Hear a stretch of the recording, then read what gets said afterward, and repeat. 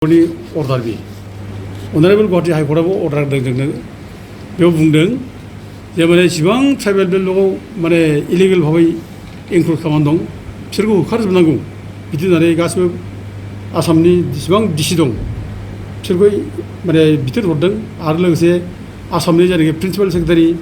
chief secretary आरो बिटिसिनि principal secretary बिसोरखौ रेसपन्सिबल खालामनानै बुंदों जे जाहाथे माने खुनु ट्राइबेल बेल्टआव जाहाथे इनक्लुडमेन्ट जाया बिसोरखौ इभिक्सन खालामो बिदि अर्डार मोनसे दङ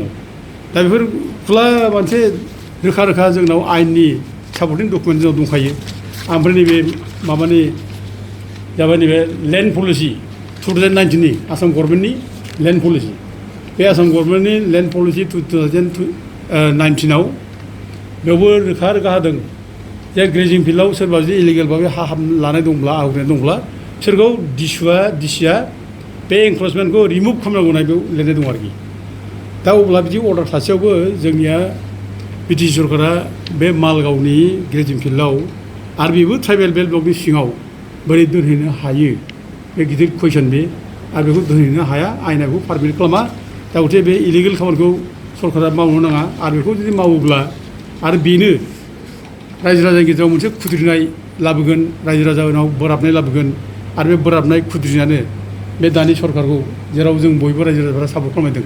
बे बिटिसि सरकार हाग्रामानि सरकारखौ बयबो गाज्रि मोननाय स्टार्ट जागोन गाज्रि मोनगोन आरो हयथ' बे खारननि थाखायनो हयथ' नेक्स्ट इलेक्सनाव फैब्ला हयथ' माने गोब्राब माने थासारिया फैगोन जों माने साननो हायो दा जों बेफोर गासैबो डकुमेन्टसखौ लानानै जों अलरेडि जोङो पेपार स्टेटमेन्ट होबाय गोबां पेपारावबो ओंखारलांबाय आसामनि गोबां मेडियाफोर इंलिस माने माबानि पेपार एसामिस पेपार बेफोराव ओंखारलांजोब्बाय आरो बिनि बादैबो जों दाखालि नै माबाखालि 8 जुलाइ खालि जों बिटिसिनि प्रिन्सिपाल सेक्रेटारिनाव जों फैबाय बेनाव हाबनानै जों एडिसनेल प्रिन्सिपाल सेक्रेटारिखौ जों लोगो हमदों आरो लोगोसे लेन्ड रेभिनिउ डिपार्टमेन्टनि सेक्रेटारि उइलबार्न दैमारि बिथांखौ जों लोगो हमदों दा बिथांमोननि लोगो हमनाय जों सहि गासिबो रिसिप्ट कपिखौ जों लानानै फैजोबदों ओमफ्राय डिसिनियाव थांनानै जों डिसिनिफ्रायबो जों होनानै रिसिप्ट कपि जों लानानै फैदों ओमफ्राय लोगोसे बिटिसिनि इएमखौ जों लोगो मोन्दों लोमस्राव दैमारि बिथांमोनखौ जों लोगो मोनदों गासिबो डिटेल्स प्रब्लेमखौ जों बुंदों दा अफिसारफ्रा बयबो बुंदों जे बेथ' बिदिथ' दोननो हाया बेथ' बेल्ट ब्लक जायगायाव बिदि खालामनो हाया इलिगेल जागोन आरो जों बुंखादों नोंथांमोना गाइड खालाम जुदि माने पलिटिकेल मेनफ्रा जुदि भुल खालामबायब्ला दा नोंसोरो अफिसारा गाइड खालामनांगौ दायथ' दं नोंसोर गाइड खालाम नोंसोरो 1 इन्सि हा नोंसोरो बे ट्राइबेल बेल्टनि हाखौ नों एपिडिसिएलाव होनो हाया आरो बे 1 इन्सि हा नोंसोर बे रेगुलेसननि थाखाय नोंसोरो हा हगारनो हाया जों बे बाथ्राखौ जों खुलायैनो जों बुंबोदों बेनिखायनो जों दिनैबो जों खावलायगोन जे बिटिसि सरकारा जाहाथे थाबैनो बे डिसिसनखौ रिभिउ खालामो बेखौ खावलायो ओमफ्राय लोगोसे जों दाखालि जे बिटिसिनिफ्राय एनाउन्स खालामनाय जों मोन्दों जे जायफ्रा माने एपिडिसिएलनि थाखाय एफेक्ट जाबाय दा बे एफेक्ट जानाय मानसिफोरनो फेमिलिफोरनो 2.5 लाख खरि होगोन बे बाथ्राखौ बुंनाय जादों दा जों खोनानानै खोब गोसोआव माने गाज्रि मोन्दों दुखु मोन्दों दा जायफ्रानोखि खुनु माबा गैया बिस्रा थानायनि राइट्स गैया दा बिसोरबायदि मानसिखौ साना हौवा जों 2.5 लाख होनो नागिरनाय बेफोर रायजो राजानि गोसोखौ आघात होयो दुखु खालामो दा बेफोरखौ जोङो साननाया मोजां रायजोफोरनि माबाफोरखौ जोङो बुजिनो सेस्था खालामनाया मोजां दा दिनै बेबायदि समाव आंनि माने बुंनांगौ बाथ्राया बेनो एफा क्रुसियेल बे सिद्धान्तखौ गिलुबालु सिद्धान्त बे नों ट्राइबेल माने बेल्ट ब्लकखौ सिफायनानै बेयाव एपिडिसिएलनि हा हगारनाय बेनिफ्राय देरसिन नों सिद्धान्त जानो हाया बे डेस्ट्राक्टिभ सिद्धान्त बे ओमफ्राय बेजों लोगोसे ट्राइबेल बेल्टनि माने ब्लकनि सिङावनो नोङो सोरबा माने गुबुन हारि मानसिखौ नोङो रेगुलेट खालामनाय बेनिफ्राय देरसिन नों माने गाज्रि एग्जाम्पल जानो हाया दा दिनै बेफोर डिसिसनखौ दिनै बिपि पार्टिया जयै सावराया बाथ्राया दिनै कुइसन जायो आरोखि ज' सावराया पार्टियावलाय पार्टि लेभेलाव बेखौ सावराया दा सावरायबाथ' ज' सावरायलायनानै बेखौ जों माबालायनो हायो रिभिउ खालामनो हायो दा बिदि जानो नाङा दा बिदि जायाब्लानो जोंना माने बिटिसि चिफनि मानब गिदिर हाग्रामा मैदेरा गाव हारसिं डिसिसन लायो नामा दा बे हारसिं लायोबाथ' बे बिराद भुल जागोन बियो बिदि जानो मोना दा गथिखे बेफोरखौ पार्टि लेभेलाव मोजाङै डिसिसन जानांगौ पार्टि लेभेलाव सावरायनांगौ आरो पार्टि लेभेलाव सावरायनानै बेफोरखौ माने डिसिसनखौ लानांगौ दा जों बेखौ खावलायहरो दा जों दिनै माखासे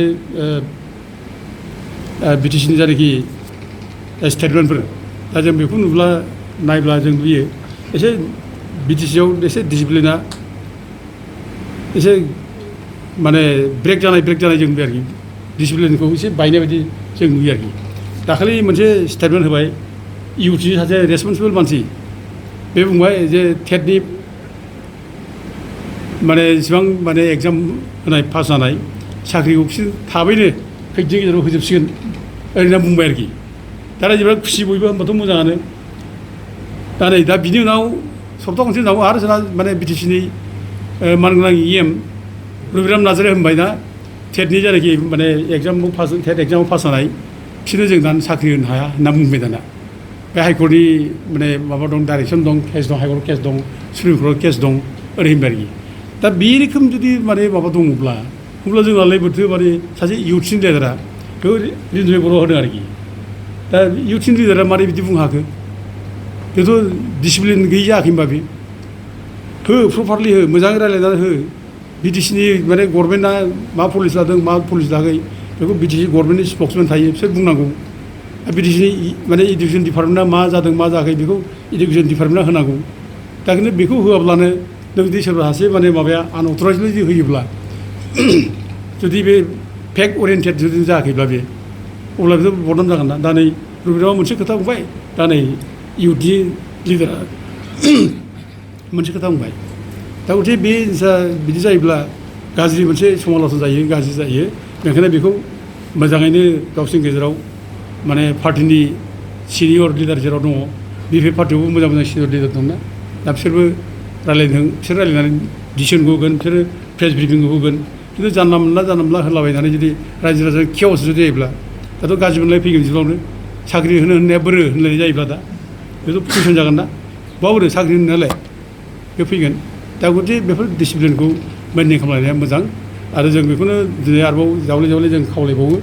जे बे मालगावनि हाया जिहेतु माने खोब माने सेन्सिटिभ हा बियो आरो जों बेखौ खुनुदिन जों जिबनाव माने थैजासे रायजा खोमानाय थैनायनि उनाव रायजा लायनाय जुग मोनसे रेकर्ड जों बिदि गाज्रि रेकर्ड खालामनो नाङा आरोखि रायखोमा जागोन बेनि थाखाय जुग बिजनियाव बिष्णुराम बेदि जेराव माने हा होलांदों ट्राइबेल बेल्ट बेखौ रिजार्भ खालामनानै बेसेबांबा गुवार हा रिफिउजिबो होलांदों दिनै बेखौ बर' फिसाफ्रा रायो ट्राइबेलफ्रा रायो बेनो जोलै हांगारा बे बिष्णुराम मेधियानो बिदि बुंदों आरोखि दा गथे बिष्णुपुर कलनि बे जायगा दिनै बिराद गिदिर रेकर्ड बे बर' हारिजों रायजानाय सोंखार जानाय दा बेबायदि सेम रेकर्डआ जाहाथे जोंनाव जाया आरोखि मालगावआव बिदि हायोब्ला बिदि रेकर्ड जाबावगोन रायजागोन बुंजागोन ओइ बिटि सरकार उमुखनि समाव बिटि सरकारा हा होलांबाय सोंखारि जागोन बेबायदि सोंखारि जानायखौ जाहाथे खामानिखौ मावा दा दिनै जोंनाव ओरैनो बिखा खामथाव जालांजोब्बाय दिनै जोंनि हाखौ जों प्रटेक्ट खालामनो हायाखिसै गोबां जायगायाव दिनै थाखिबारि गामिया बर' गामि दरसे गामि बिसोर गारनानै फैजोब्बाय गैलिया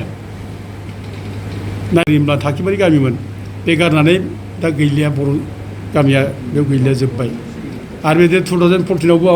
गसाइगाव बे मा श्रीरामपुर ओरैदों आरोखि गसाइगाव संकस दैसेथिं बर' गामि दंमोन 7था बर' गामि 2014आव बे सावथाल बर'नि जायखि दावराव जानाय दा बे समाव बर'फ्रा न' बां गारनानै खारदों 7था गामि बे माजा दाब्रि सुखान मावनाय सिलगाग्रि सामथाइबारि ओमफ्राय फकियागा निलायझरा दा बेबायदि फुलकुमारि दा बेबायदि गामिफ्रा दिनै गैला बर'फ्रा गामि गारना फैबाय बिसोर दोनहैफिननायनि बेबस्था लानो हायाखिसै दा बेफोर जोंनि थाखाय बिराद गाज्रि माने दुखुनांथाव एग्जाम्पल आरोखि जों बिटिसि मोनबाय 6 सिडुल बिटिसि दा जों बिटिसि 6 सिडुल मोननायनि उनावबो जों जुदि सेफ नङाब्ला जों जुदि सिकिउर नङाब्ला अब्ला जों जे एथ' मानसि सोलायबाय गावजों गाव बुथारलायबाय जोङो पुलिस बेल्टजों गावथारजाबाय एथ' माने सेक्रिफाइस एथ' भिक्टिम जाबाय बिनि उनावबो जों दरलायसे हा मोननाया जुदि जों सेफ नङाब्ला जों सिकिउर नङाब्ला होमब्ला जोंनि सेफ्टि सिकिउरिटिया जों बहा मोनबावनो बेथ' साननो गोनां बाथ्रा आरो नै बावैसो बे रुनिखाथायाव बाहेरानि मानसिया फैनानै एखेबारे रुनिखाथा अफिसखौ गाग्लोबजोब्बाय बयनिबो मेगनाव गां जों ससियेल मिडियायाव नुबाय फरेस्ट डिपार्टमेन्टनि राइफल बानलायनानै एखेबारे सावहैलायनाय लानानै थांनाय जों नुबाय दा एथ' गाज्रि घटना गावनि 6 सिडुल एरियायाव थैजों सोरजिनाय बे 6 सिडुल एरियायाव मालाया दिनै फैनानै एथ' दादागिरि खालामबाय एथ' अननाय खालामबाय दा बिनि सायाव जों जेबो एक्सन लानो हायाखै जों दा बे खालामबाय थादों जे बे हाग्रा ओनसोलाव गोबां माने इलिगेल बाहेरानि मानसि हाबनानै थाबाय दं इनक्लुजार्स माने बिसोरखौ आइडेन्टिफाइ खालामनांगौ बिसोरखौ इभिकसन खालामनांगौ जों बाथ्राखौ बुंबाय थादों दाबो जुदि जोंनि सरकारा बेखौ जुदि नायाब्ला बेफोरखौ जों गोसो होआब्ला होमब्ला जोंनि सेफ्टि सिकिउरिटियाबो थागोन माखासे बोसोरनि उनाव जों नायदो जों जायगायाव जों इलिगेल जों माने मालायनि आथिं सिङाव जों थानो गोनां जागोन गियै गियै जों गङै गङै थाबायनो गोनां जागोन दानो जोङो नाहा थांनो हाला अबा माने साम' खननाय नाथुर जुनाय गुरनाय जों बेखौ थांनो हाला दा बे अबस्था दा मालगावनि रायजोफ्रा बेखौ बुंदों जोंनि जायगायाव बिदि माने ना गुरनो हानाय जोंनाव पजिसन गैलिया माने मोसौ मासे जों खानो हाला मोसौ मासे जों मोजां मोसौखौ लानानै थाङो बोरमा दाउ गोमायो जोंहा बेबायदि परिबेस फैबाय बेनिखायनो जों दिनै बिटिसि सरकारखौ जों खावलायै गुरैयै बिथांमोना जाहाथे बे मालगावनि माने हाखौ जाहाथे माने एपिडिसिएल हगारा दस्रायाव हो माने ट्राइबेल नङि जायगायाव ओमफ्राय बे माने मालगावनि बे रिजिन माने फिल्डआव रेजिं फिल्डआव जायनाखि मानसि दोनफैना जादों बेखौ जाहाथे दोना बेनि थाखाय जों खावलायो आरो जोङो बुंनाय जायो बे दुखु दाहानि समाव निदान खैफोदनि समाव रायजो राजाफ्रा जेब्ला खैफोद जायो जों अरायबो गसंथागोन जों अरायबो जों बिसोरो लोगो लाफागोन जों अरायबो फिन जानानै जों बाथ्रा बुंगोन दा जों रायजो राजाखौ जों बे बाथ्राखौनो जों बुंनाय जायो आरो जों बावैसोनि गेजेराव आरोबाव थांबावगोन जों दा जोबनायाव जों आरोबाव बिटिसिनि खुंगिरि बिथांमोनखौ जों खावलायो जाहाथे बिथांमोना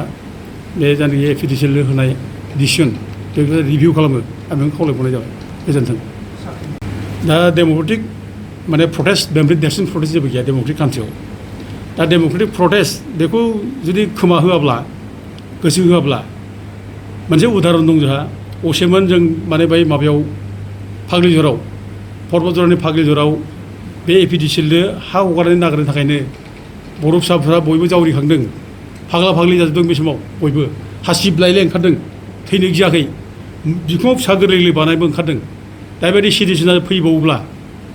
मा जागोन बेखौ जों बिटिसि सरकारा बुजिनाया मोजां आरो बे फाग्लिजराव जेरोखोम माने सिटुवेसन जादों बे सिटुवेसन जानायनि थाखायनो दिनै बुंनो थाङोब्ला हासिबलायलाय जावरिखांनाय एखेबारे रोनसोन्द्रि जाखांनाय थैनो रावखौबो गियाखै पुलिस मिलिटारिखौ गियाखै पुलिस मिलिटारि जुजिदों बेबायदि धौ रायजो राजा बयबो बुजिदों नुजोबदों सारा बिटिसिनि सारा बुहुमनि रायजो राजा गासिबो नुजोबदों